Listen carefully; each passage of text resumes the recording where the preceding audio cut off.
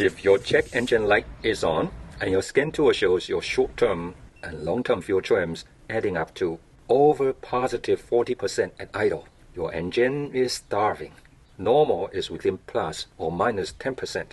Plus 40 means your computer is desperately dumping 40% more fuel to stop the engine from destroying itself. Usually, this means a massive vacuum leak or a failing fuel system. First thing I checked on this Honda J35 was the rubber air intake pipe. Sure enough, it was completely cracked in half along the ribs, letting ammeter air rush right past the sensor. By the way, if you do your own wrenching, this underhood work light is a great helper for 25 bucks. You can hang it, but its built-in magnets keep it secure up there. No shadows, completely cordless, and you can adjust color warmth to best light up your work area. Through the new intake pipe on,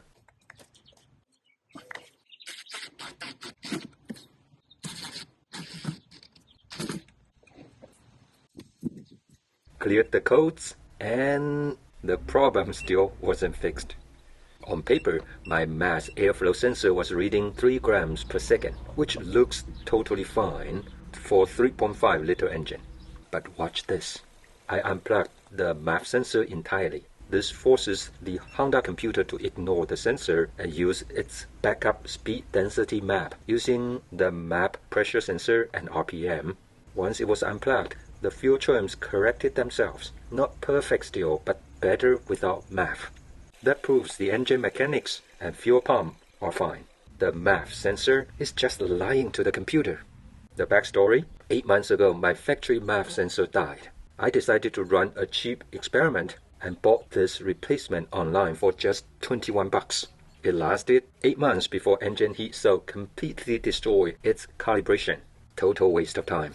Now, a genuine box from the Honda dealership costs $240. That's a 10 times markup. But if you look closely at your factory sensor, it says Hitachi. So I went on Rock Auto and bought this exact OEM supplier part for less than 60 bucks. Same exact sensor, a fraction of the dealer price. Pop the Hitachi sensor in and look at this. Fuel trims settle beautifully well within 5%. The takeaway: for sensitive electronic sensors like MAFs, aftermarket parts are never worth the hassle. Go OE, but buy from the original supplier to save your wallet. To be fair, not all aftermarket stuff is bad. The power steering pump I put on this J35 17 months ago, still completely silent.